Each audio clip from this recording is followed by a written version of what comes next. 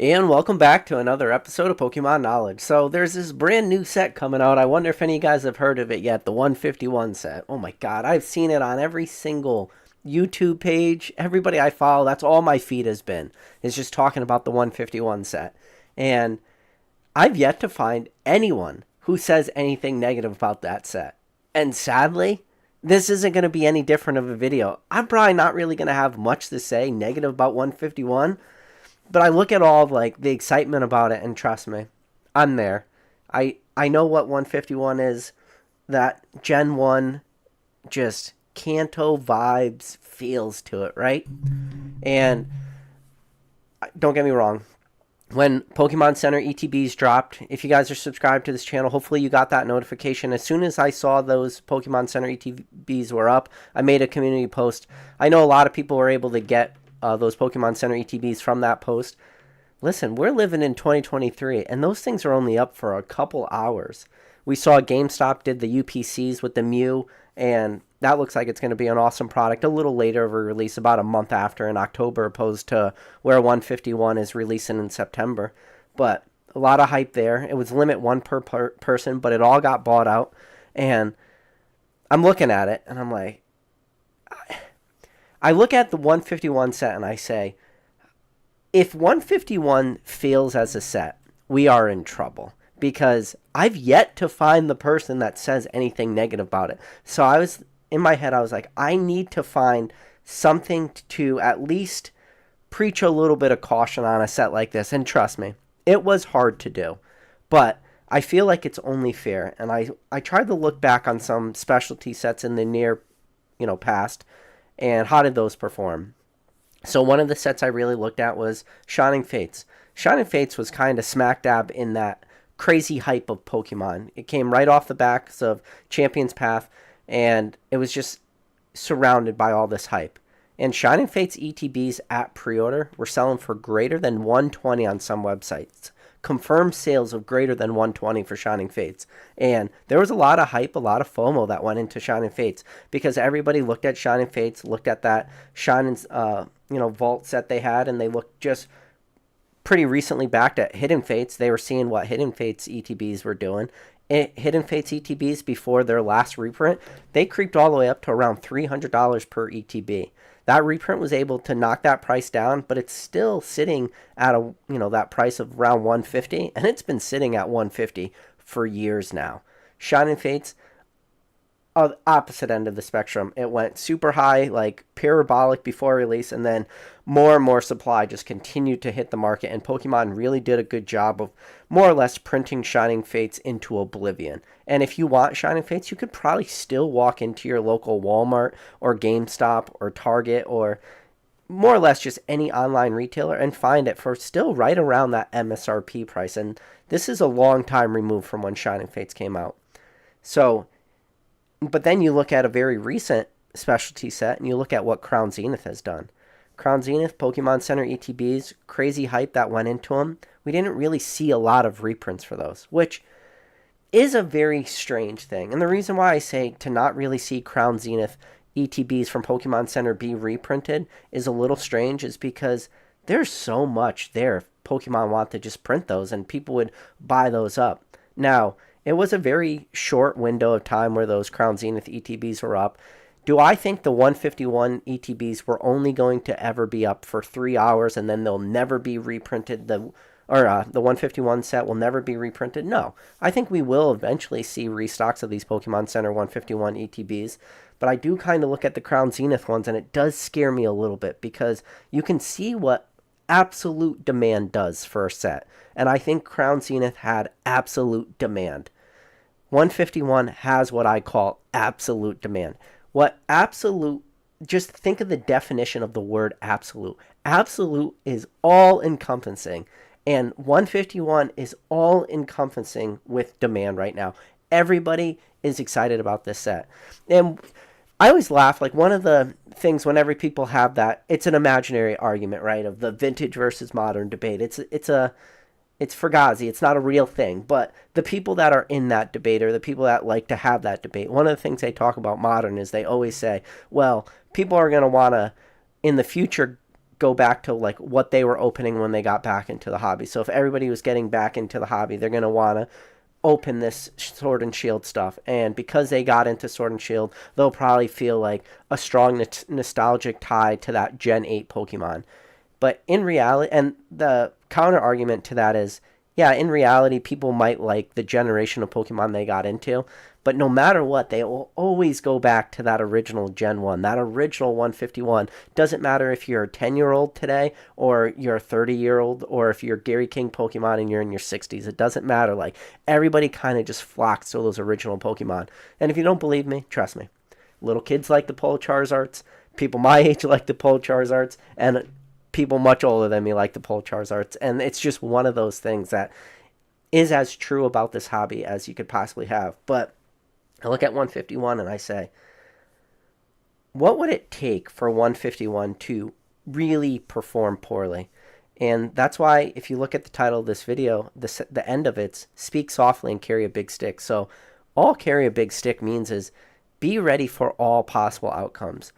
There is a world that exists where Pokemon prints 151 into oblivion, and that supply just trickles out forever. Very similar to what we saw with, Shining Fates. Now, you can look at 151 and then you look again at Crown Zenith. Crown Zenith is still strong, but you could pick up Crown Zenith product at least off the shelves right now.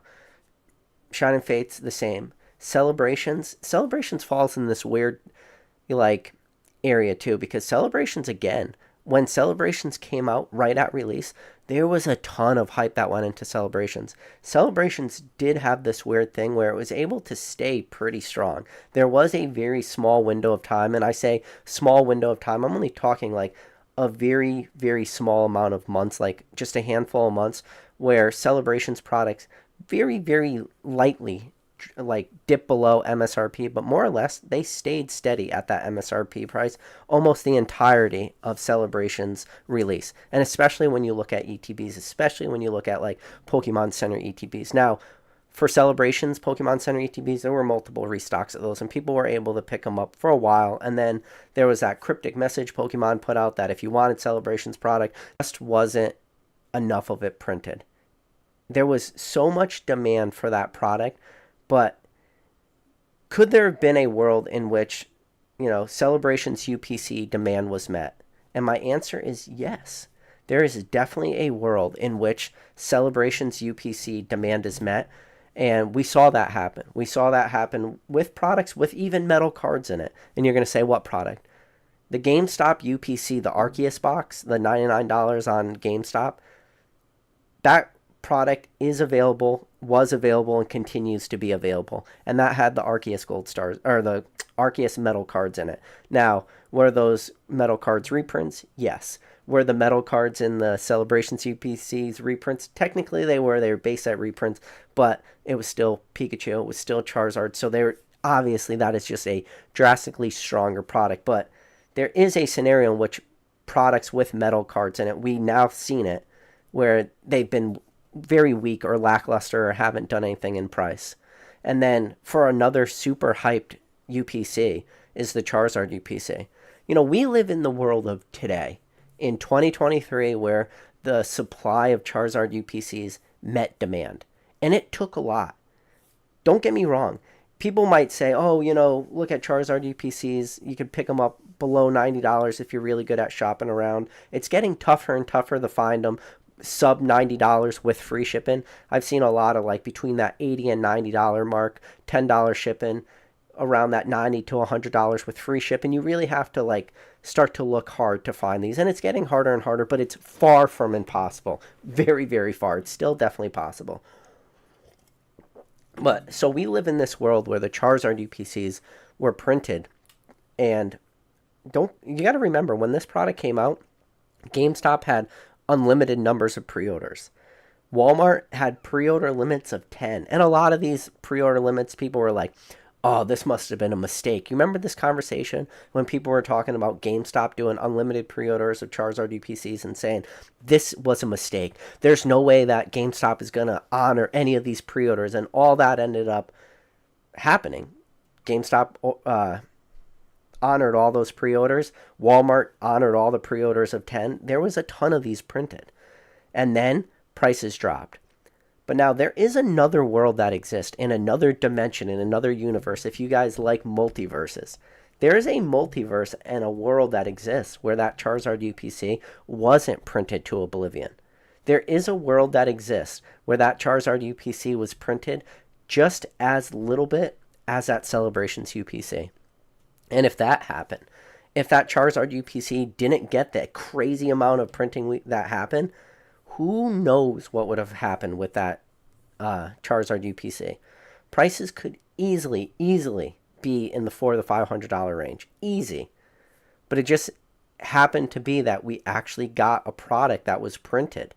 And now, UPCs also fall in this weird area of the hobby that we don't talk about all the time, and that is price points of products too. Price points of product in this hobby, $100 is considered a lot of money for 99% of the people in this hobby. We live in this very weird, small subset of what is Pokemon and YouTube, where we talk about booster boxes and stuff like this. Booster boxes in the entire history of the hobby are not a average Joe Smo product. Booster boxes are mainly made to break open and sell packs individually. It's not a product really designed to be handed out to the masses. That's why there is no true MSRP price for booster boxes. And yes, I know that there is a group of people out there are going to be very quick to say, oh, well, PokemonCenter.com has MSRP prices for booster boxes. No. It's not a real thing. MSRP prices for booster box has never been a real thing, but it was never needed.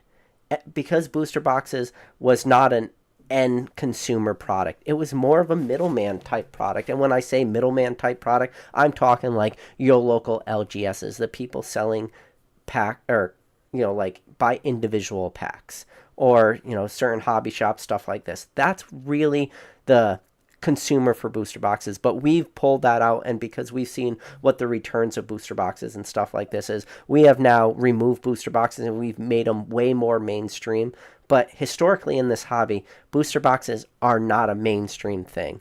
And even you can go back in any timeline of this hobby, at no point were booster boxes really a mainstream thing. And to go one step further, you can still say that booster boxes in this hobby are still not a mainstream thing. And the reason why I say they are not a mainstream thing is because you cannot pick up booster boxes at retail. And when I talk retail, I'm not talking walking into your local LGS and picking up a booster box. What I'm talking about is you still can't pick up booster boxes at retails when you go into your big box retail, your Best Buys, your Targets, your GameStops, your Walmarts. You're not going to walk into any of these retailers and see a booster box sitting on the shelves. You just don't. So UPCs fall within that weird window where prices are much higher. Now, and it just brings up this whole question of what is the majority of the Pokemon buyer pool? Are the majority of the Pokemon buyer pool people with just hundreds upon thousands of dollars to spend on every single set? I lean towards no on that answer. I would say the average person probably spends between, on the low end of $5 per release, on a high end to right around like $60. So $60 buys you about one ETB and one collection box for $20, or a couple 3-pack blisters, maybe one like build and battle kit or something. It's just the majority of this hobby is not spending hundreds and definitely not spending thousands of dollars on release. There are some people in this chat who are definitely spending thousands of dollars on releases. And, just thinking about the most recent releases, like I got a box. Hold on, I'll grab it right now. So, I just did this play.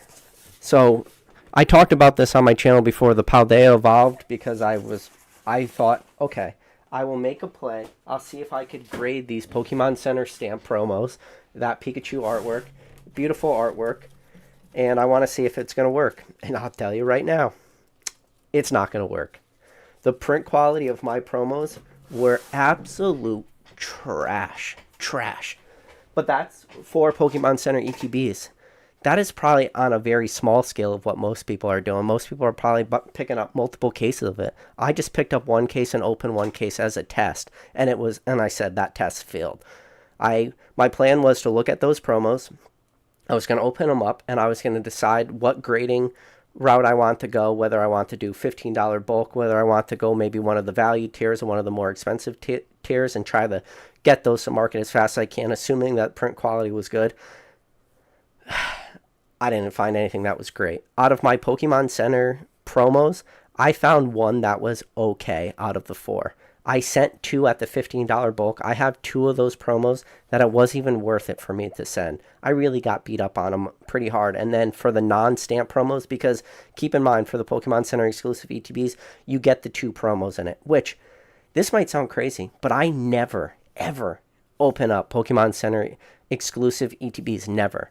And especially because now they're doing the 2 promos, and we've only ever seen that happen since Scarlet and Violet base. That is a relatively new thing, so this is only the second set. But I never opened any of my Scarlet and Violet base ETBs from Pokemon Center.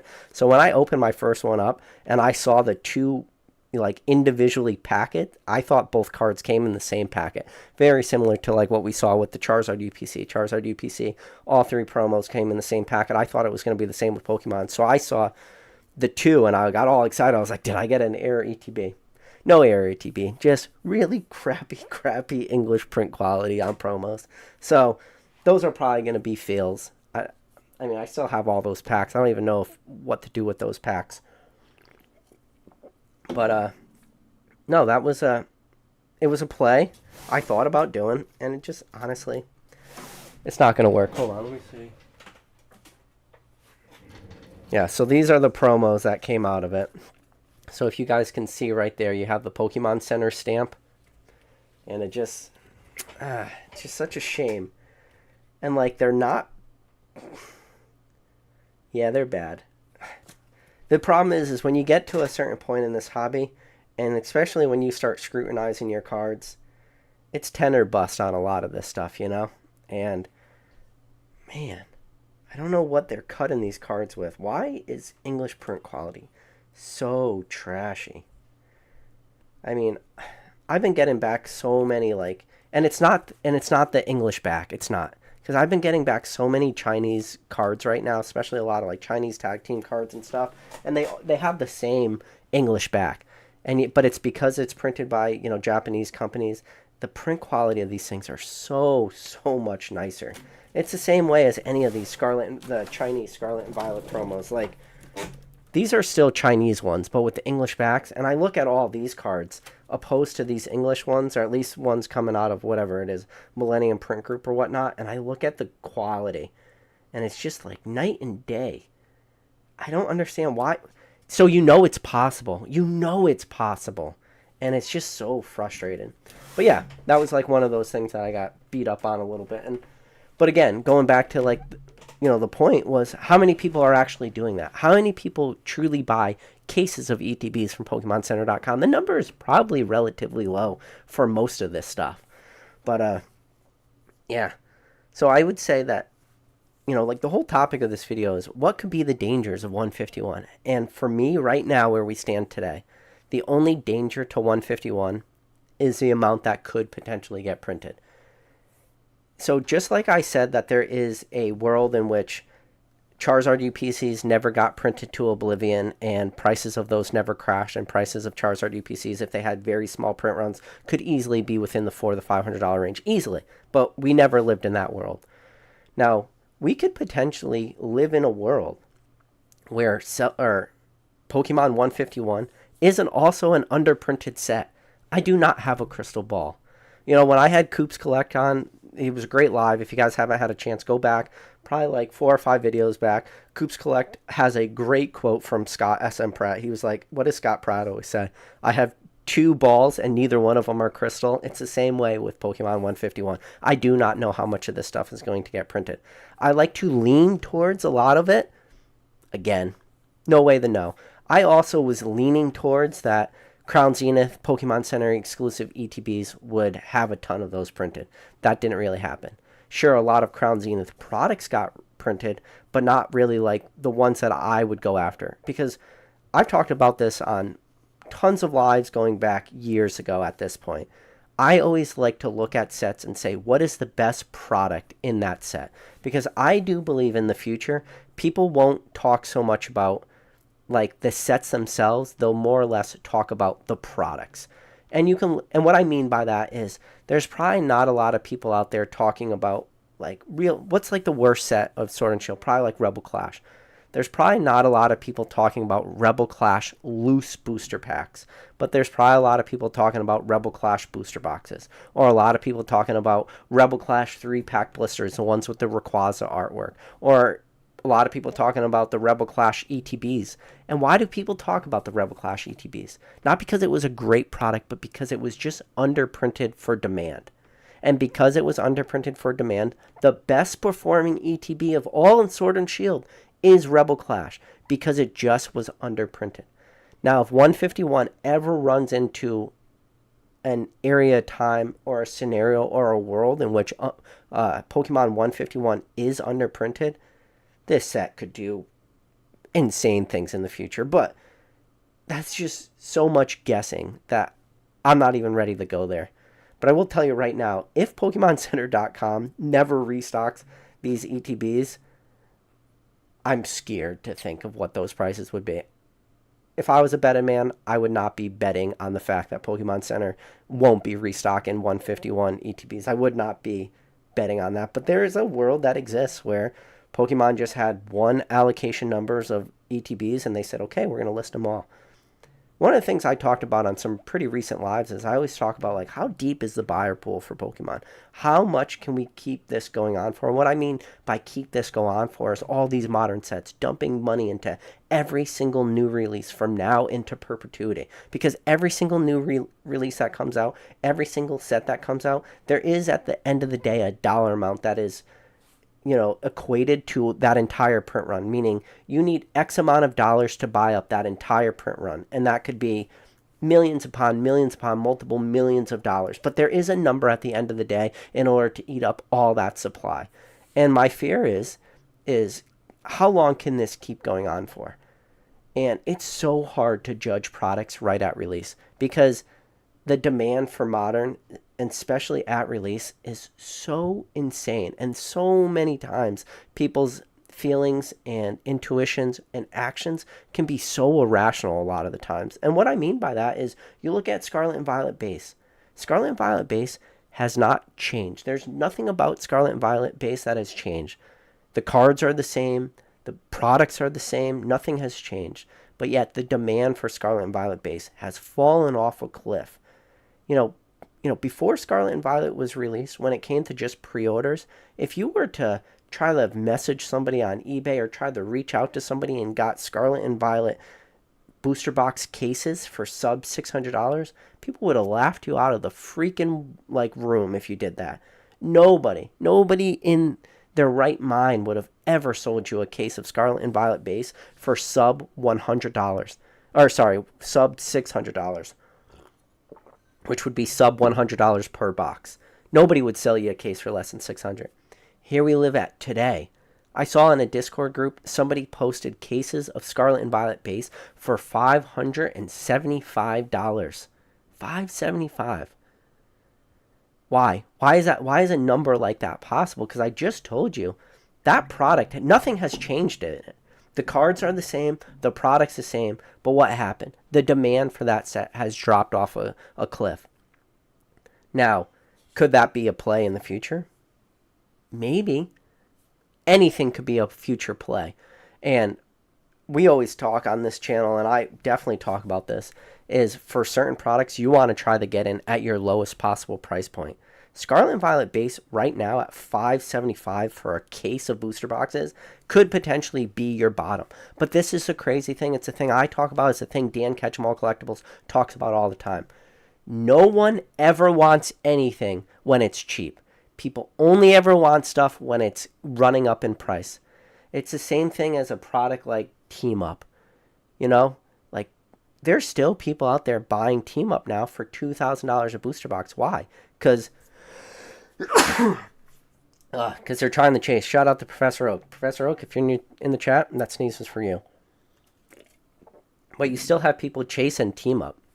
I have, look at these. These are some team up check lane blisters. You got the two different artworks. You got the Mimikyu one, you got the Pikachu and the Mimikyu artwork. I was buying these when they were $10. I was buying them when they were $15. I was buying them when they were $20, and I was buying them when they were $25. And then I kind of stopped when they started to reach around the $30 mark. That's when I ended up, and I stopped kind of buying those. But there's probably people today that are buying those check lane blisters now at the $30, $35 mark. And why did they do that? Why did they not buy them at the 25, 20, 15, 10? And the reason why is because a product like that starts to go up in price, and they're always trying to chase it. And Dan Catch'em Collectibles puts it the best way all the time is people are always trying to watch a product double, and then they're trying to catch the next double. They always want to catch the next double. And in some, situations of this hobby, to catch the next double has been very possible for a lot of people. And then not only have they caught that double, they've caught like 2 more doubles after that. But I just always find it very fascinating how people only want stuff when it starts to be expensive.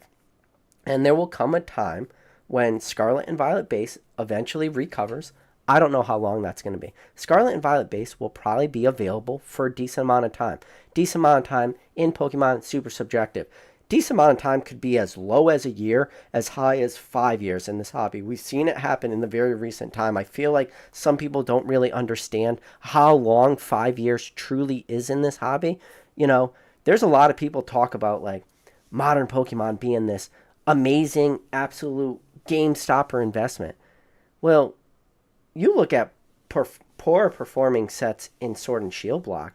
Poor performing sets is Battle Styles. Battle Styles is around like $150 a booster box. I promise you, in the history of this hobby, $150 for a poor performing booster box is not a poor performer. A poor performer is a sub $90, sub $100 booster box for 5 years. So now imagine people think Battle Styles is a bad, poor performing set. That set is $150, and that came out in 2021. I think it was February 2021.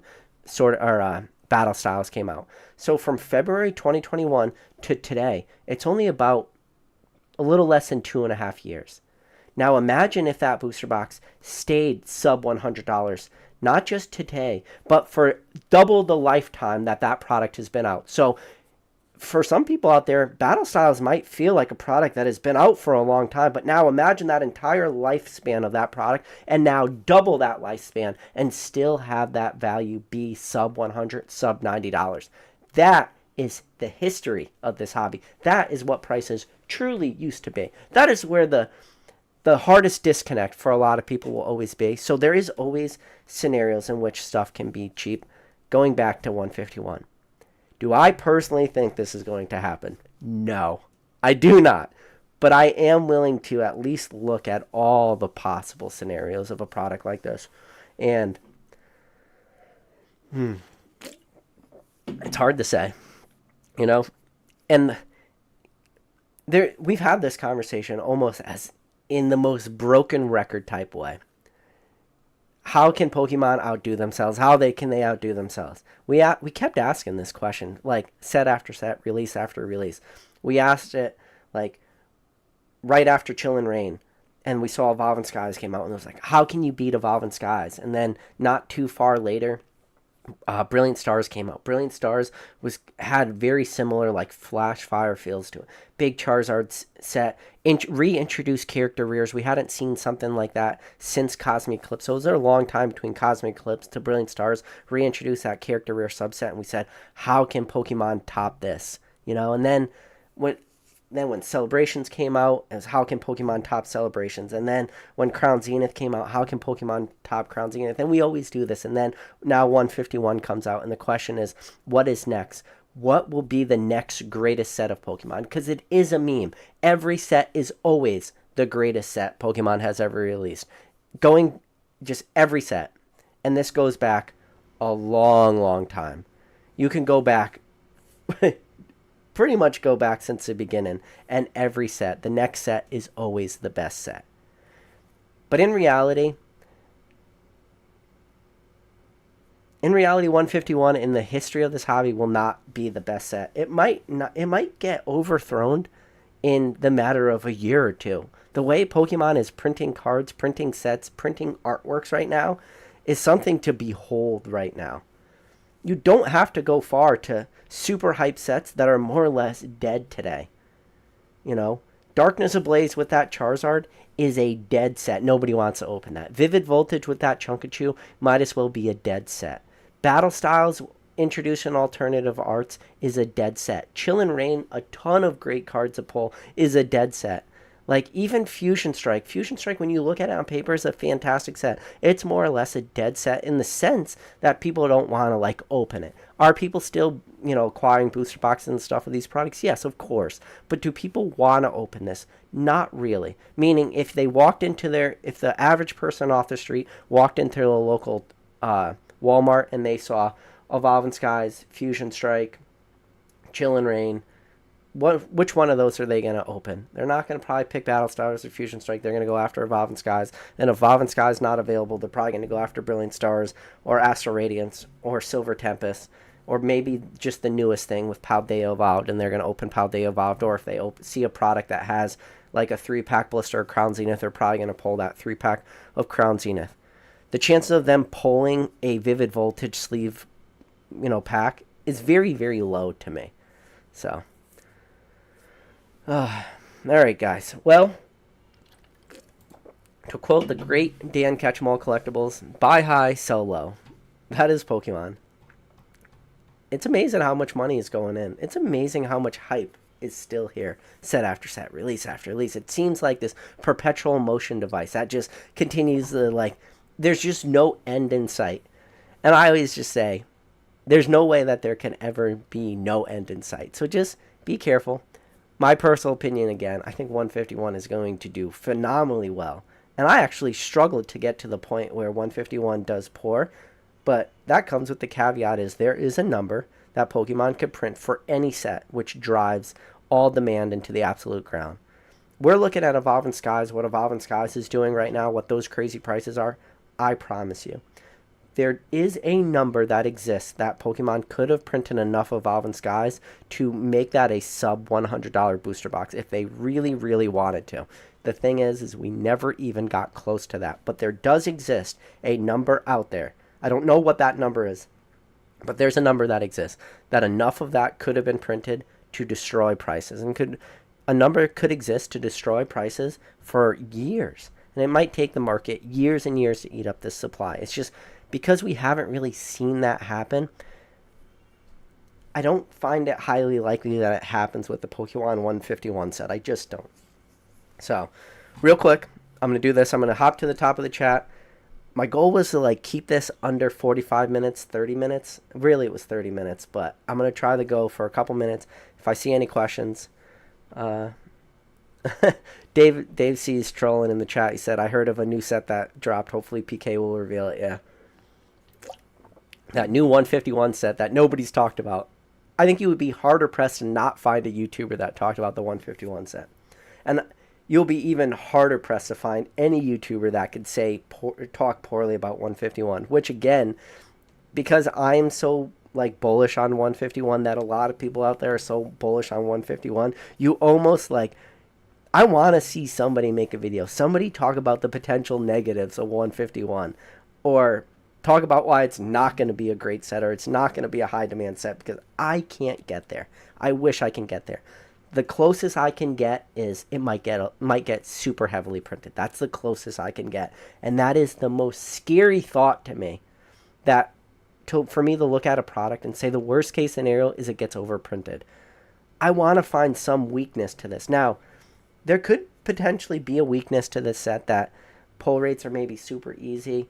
So much of this gets open, it just absolutely crushes secondary market prices for singles and stuff like this. So all your big chase cards, everything drops sub $100, very similar to what we saw happen with Scarlet and Violet, where because so much of this was open, pull rates were so easy, there weren't real big heavy hitters in there, which 151 doesn't really have that problem, but there was just so many of these cards raw that hit the market. It really drove down prices, and maybe drove down prices a little faster than a lot of people were hoping.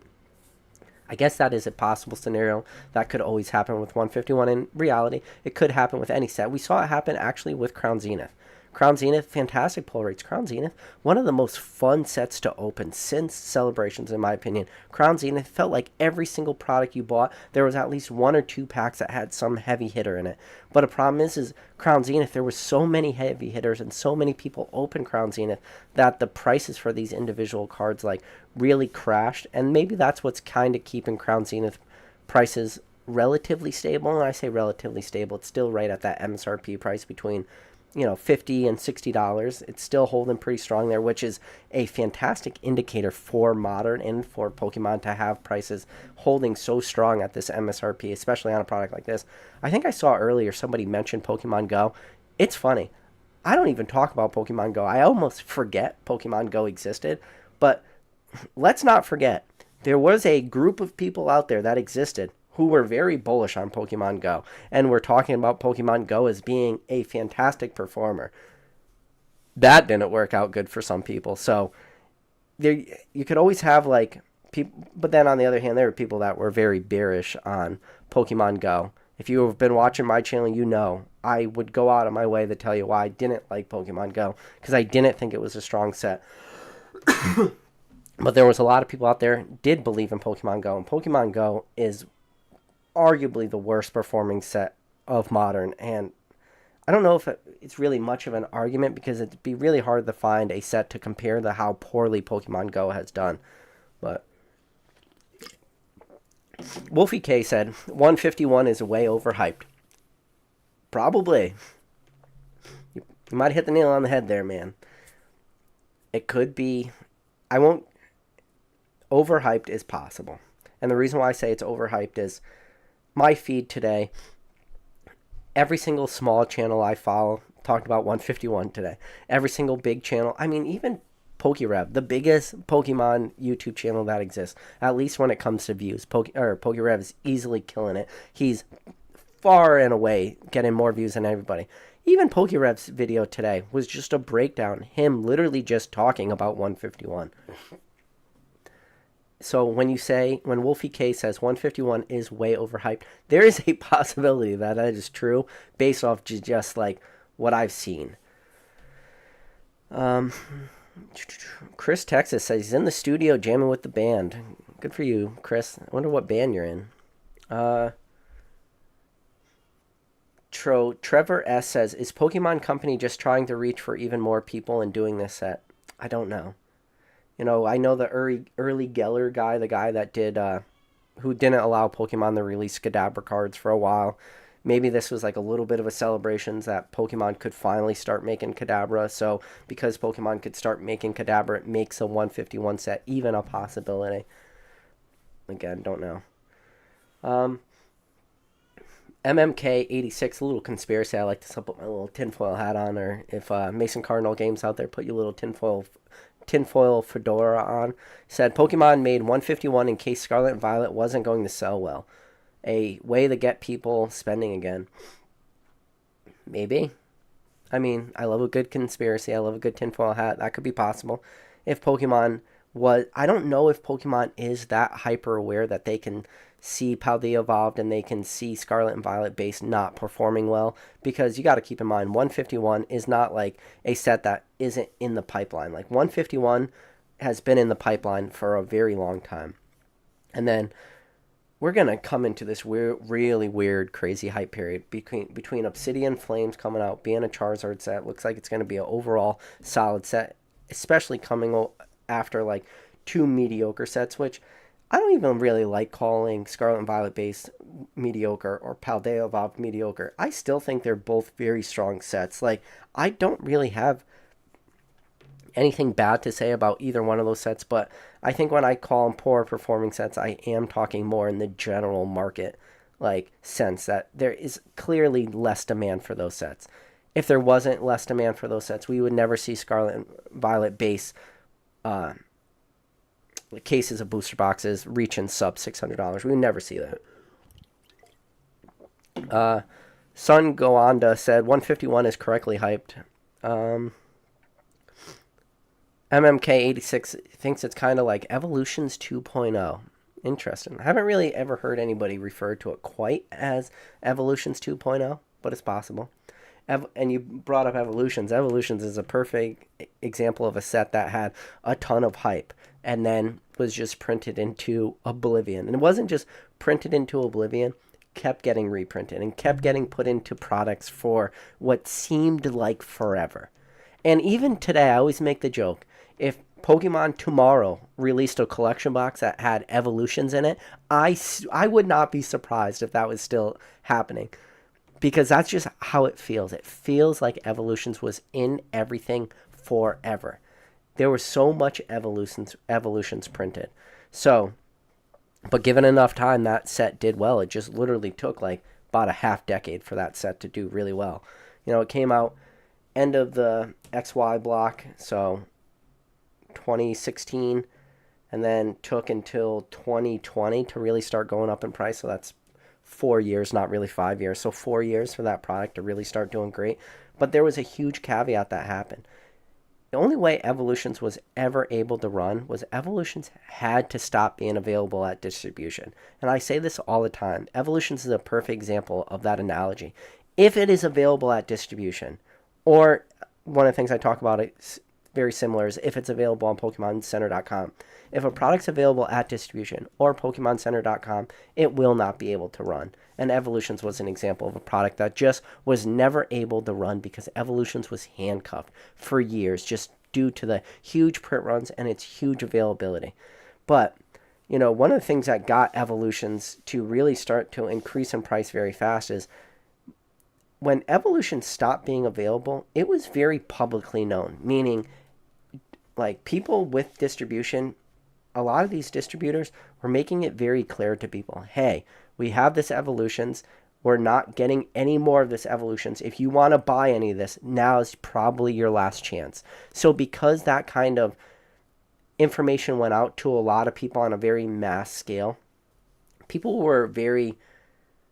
It did help that market. It did help speed up the price of Evolutions booster boxes pretty quick because there was a very small amount of FOMO that went in with people who had distribution who pretty much said, okay, this is my last chance to ever buy this product. This is a solid product. Let me just pick up as much as I can now. And you've heard a lot of people talk about this. And as recently as 2 or 3 lives ago when I had Nick Old School Pokemon on, he talks about this a lot, picking up cases of Evolutions when he was still working on his ship, and when the crazy hype that went on, he was still sitting on a few cases of Evolutions booster boxes because of that fact that he had bought out like right when that final release, or hey guys, this is going to be disappearing pretty soon, memo went out. Chris Pokey Fisherman said this set is going to be so much better than Shining Fates. I agree with you on that, but there was a period of time where people talked about Shining Fates as being the best set Pokemon has ever created. That also happened. Shining Fates still had the Charizard in it, still brought back the Shining, Vault set.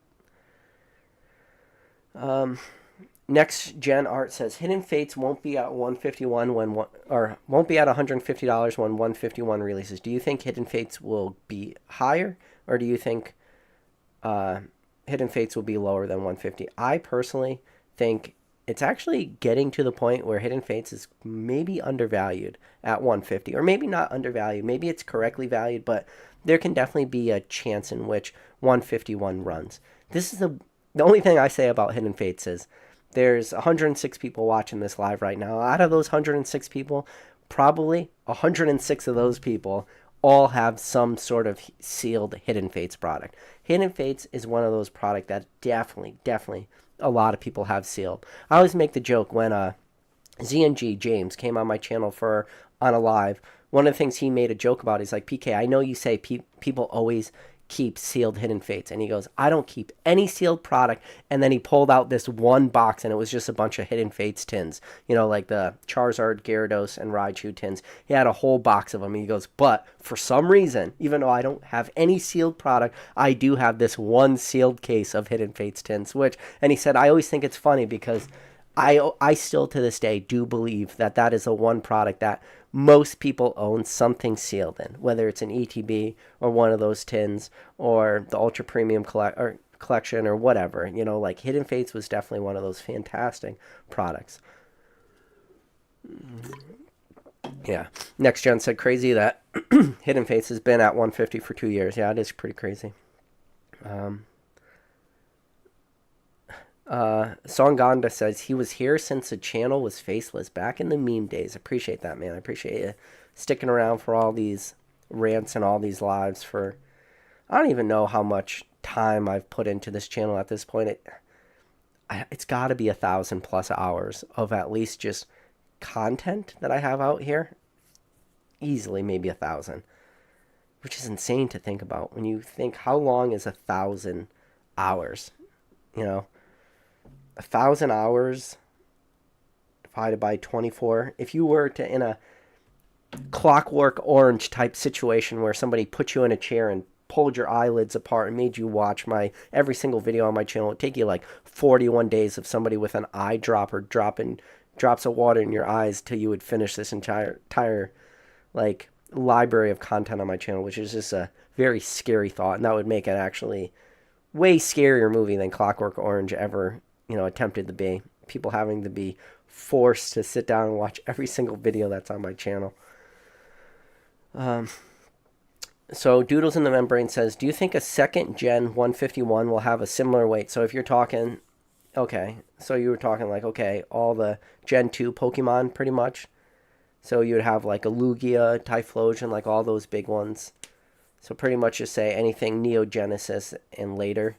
Yeah, I can see that doing well, but I don't think it would have like the backbone behind it that 151 would have. I think if you were to do a Gen 2 151 type set, you would have to start lumping in generations. So, for your Gen 2, it wouldn't just be like just Cyndaquil. You would also need probably like Gen 2 and Gen 3. So like Cyndaquil and Torchic. So you would need both of them in a set. So both set of starters. You couldn't just do Gen 2 or just Gen 3. I think you would have to start in these later generations, start to like mix and match them together. And especially in the later generations, like you might have to, in a way, like bundle Gen 4, 5, and 6, like bundle all three of those together and make those like one product. It would start to get tricky. At least I just don't think the demand would be there for later generations, similar to what the demand is for 151.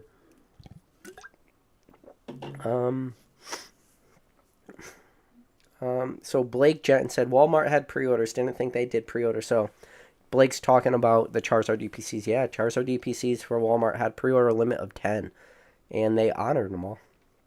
It was pretty crazy. So PA Pokemon Poll says, I think if you have Japan's 151 set, not many people here in the UPS get in their hands on it. So for Japan's 151 set, I want to say a lot of people will probably get their hands on it. If you don't know how to get product from Pokemon Center Japan yet, how to set up a Tenso account, because Pokemon Center Japan is allowing a limit of one per person. So MSRP for Japan is right around like 40 USD. So after all your fees and shipping is included, you can pick it up after you get a Tenso account, still from Pokemon Japan, between like $60 and $65 USD, so American.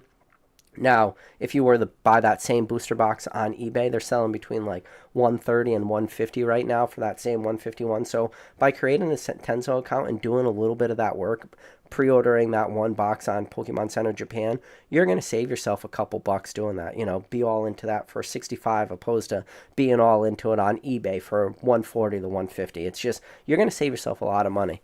Again, that's only one booster box. It's not like you can acquire cases that way. But to answer your question, I do think there will be a decent amount of people over here will have this. I think there's a lot of people FOMOing in right now to 151 because they just want to open it. But that's how it always is. Look at every single Japanese release in the very recent past. Every single Japanese set right at release has gone absolutely crazy. After reprints, it has gone down. Reprints is the key word when it comes to 151. Reprints will dictate everything that you need to know about 151. So Fresh Tat says, PK, calm down, Zard UPCs will have its day. In a way, Zard UPCs did have its day. May we never forget that the Charizard UPC promos, the 3 promos, right at release, the very early 10s were selling for greater than $200. You got 3 of those. If you were super lucky, you graded all 3 of those a 10. That was $600 just in promos and PSA 10s. Again, print quality of those promos were not fantastic, but a lot of people still were able to make money. So in a way, Zard UPCs did have their day. Those promos are probably in a PSA 10 selling right around $40 today, $40 to $50. And we may never see a day in which those Charizard UPC promos creep back up to $200. So you could make an argument in a way that the Charizard UPC has already seen its day. Now, when it comes to the sealed product, yeah. For the sealed product, strictly sealed product, meaning you didn't open a single one of your Charizard UPCs, then yes. The Zard UPCs will hopefully one day have its day if that's what you're talking about. So Namp90 says, I still can't get myself to spend over $100 on a product or a single card. Yeah. I know Namp, though. If he had a chance to go to a Pokemon signing, I think he would be very willing to spend $100 to get like 2 signatures, $50 per signature. Julio Torres, good to see you in the chat, man. Old JT. So Blake Jensen said true, but Japanese boxes are basically around $100 in the U.S. Yeah, a little bit more for the 151.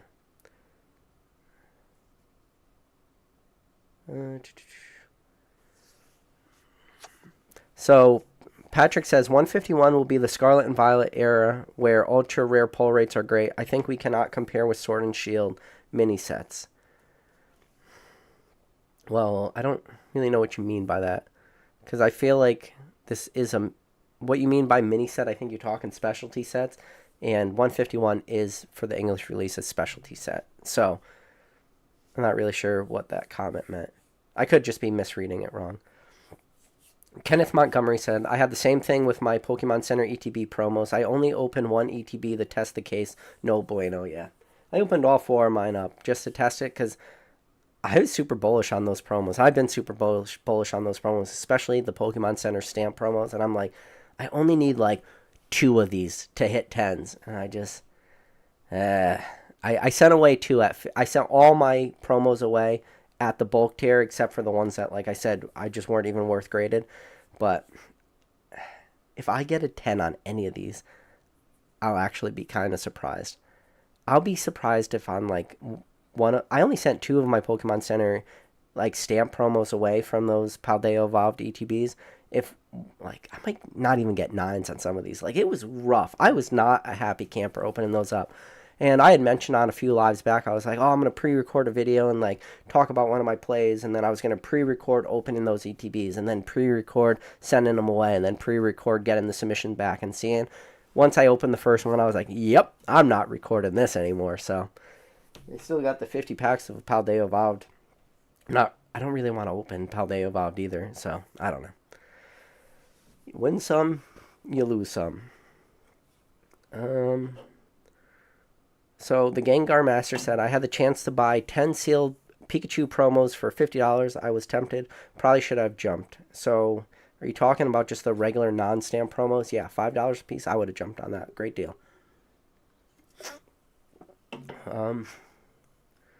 So Brick Z and Block says the Erica reverse with the Master Ball. So yeah, like Japanese 151 set. If you guys out there don't know about this, the reverse holo is like, you have your normal reverse holo, like, normal card, but then Japan also did, like, a, kind of like a parallel. So, like, a parallel is a different sort of reverse holo pattern, and they did the reverse holo pattern with the Master Ball, and those cards, at least, I don't know about actual confirmed sales, but I know a lot of the listings for these seem to be absolutely ridiculous.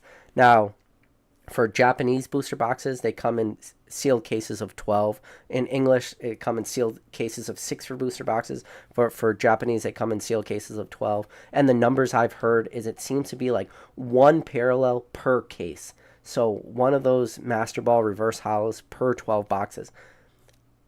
Take that with an absolute grain of salt. This is very like watered down information that's getting to me to get to that conclusion. I I have not confirmed that whatsoever. These are just the real early numbers that I've read. And like from the people I read them from, I believe it, but I'm not.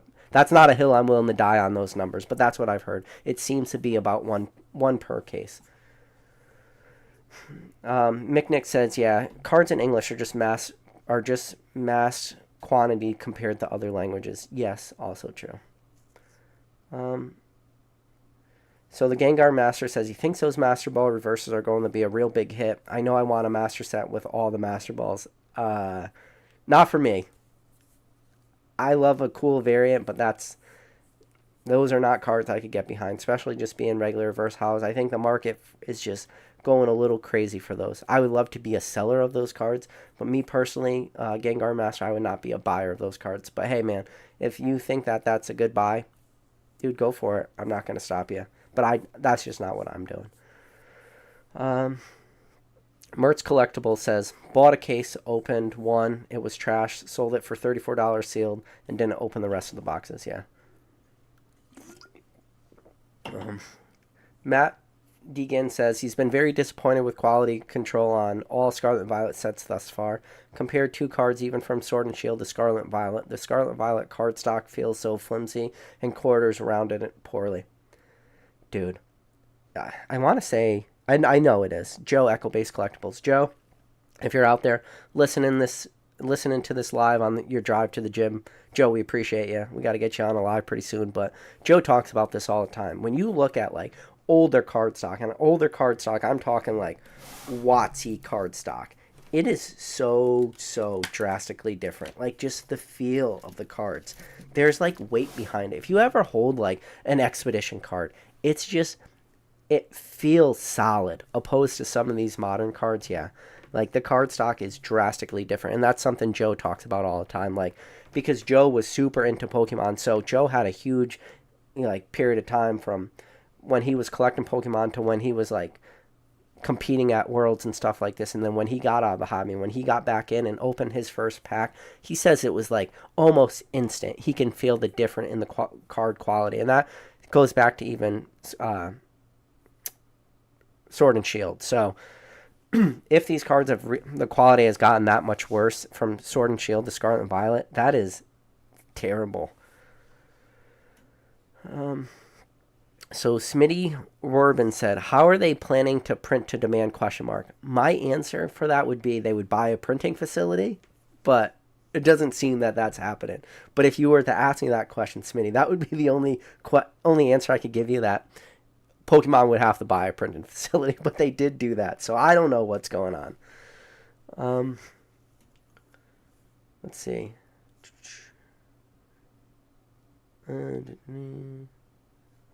Yeah, Dave C said, just got Paldeo evolved. Now Obsidian Flame and 151 so fast. Yeah.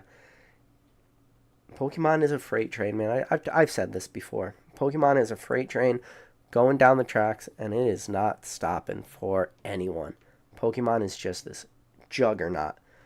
And, you know, in a way it's good, though, because if Pokemon wasn't a freight train going down on the tracks, there would be a much stronger likelihood that Pokemon would go back and reprint a lot of these sets. And because they are so focused on that next set, and because demand is so strong, you know, look at what's happening with 151. Look at how quickly these pre-orders are selling out on PokemonCenter.com and BestBuy.com and stuff like this. You think Pokemon's looking at what 151 is doing and saying, hey, the market is going to be absolutely pissed at us if come release time there's no 151 on the shelves. The market and the consumer will be pissed. Do we want to go back and reprint some of these older sets? Or do we want to take that printer allocation and allocate it to all this modern stuff? They're probably looking at it from a business standpoint and saying, while we could reprint a lot of this older stuff and probably sell the crap out of it, the demand is so strong in modern, we can't just like continue to hurt the normal consumer, because the normal consumer is the person chasing that newest, shiniest thing, that newest set, whatever's going to be on the shelf. So... and I always talk about this a lot too, is you got to keep in mind, for Pokemon, we're not their biggest client. Pokemon's biggest client is your Targets and your Walmarts. Like, these are their biggest clients. And Walmart and Target's business model is not having empty shelves. That is not their business model. Their business model is to have product on the shelf. So I could only imagine the type of phone calls and more or less, maybe not yelling matches, but strongly worded like phone calls at whoever I don't know who that contact is that works at Walmart corporate headquarters, whoever that contact is at the Target corporate headquarters who contacts is MJ Holdens, and then that MJ Holden contact obviously has a direct line to Pokemon. I'm sure those conversations when shelves are empty is not a great conversation. And I'm sure Walmart and Target is pissed to have empty shelves. So if your biggest client, which is your Walmart and Target, are saying you need to provide us product, they're probably focusing on the most modern thing. That's what it boils down to. Fresh Tat says, if Twice Baked Jake doesn't like the set, normies don't want it. Dude, Twice Baked Jake had a very, very hot take in that video he had. Yeah, that was, I watched it before like anybody started to talk about it. And if you guys didn't watch Opossum's video, he went after Jake pretty hard in it. And when I watched that video before Opossum Blood made his reaction to it, I got the same sort of like feels behind that. I was like, wow, it was a very hot take that Jake had in that video. And he definitely contradicted himself a lot during that video. And don't get me wrong, like I find myself doing that in my videos all the time. I'm constantly contradicting myself because my videos aren't scripted and stuff, and sometimes you lose train of thought, sometimes you go back and repeat stuff and do that kind of thing. But yeah, Twice Baked Jake had a real weird take on Paldea Evolved. Definitely was talking about strictly like the value of cards and wasn't talking about the chases of any cards. It was a hot take even for Jake. Brew City TCG said, PK, I opened up 8 Pokemon Center ETBs and no gradable promos. I'm glad I only stopped at 4. If I opened up 8, I would be pretty upset. Like I said, I sent them away. We'll see what happens. I'll let you guys know. I only sent away 2 of the stamp promos because those are the ones that I was really like bullish on. And I'm even more bullish on the ones that do hit 10s because how tough these are to grade. I have a feeling that the market might not be overly saturated with these Paldea Evolved, like promos and 10s. And if that's the case, they could do even better than I thought they were originally going to do. Keenan Montgomery said, Battle Styles might surprise people having the first alt arts of the Sword and Shield era. Yeah, man. I like Battle Styles. I actually like Battle Styles. My favorite alternative art in all of Pokemon is that Sleepy Tea. It's not my favorite modern card. I have 2 of my favorite modern cards. Well, 3.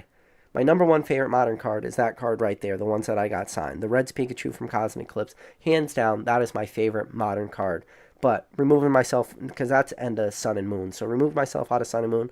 My favorite Sword and Shield cards were Sleepy Pikachu from Lost Origin and the Mimikyu from Brilliant Stars. So Mimikyu V, when he's watching TV and you can see Acerola in the background and it's got the shadow of the Mimikyu on the wall.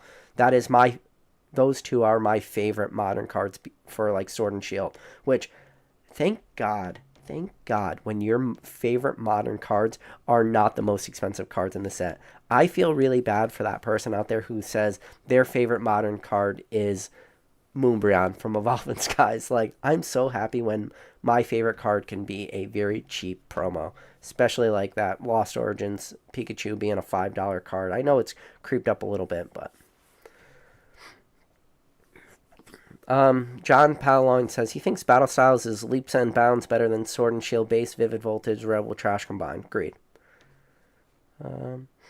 Colmanian says 151 will be printed to the ground. I'd say likely that is a scenario. Not making any guarantees because, again, no crystal ball. Oh, God. Jump to the bottom.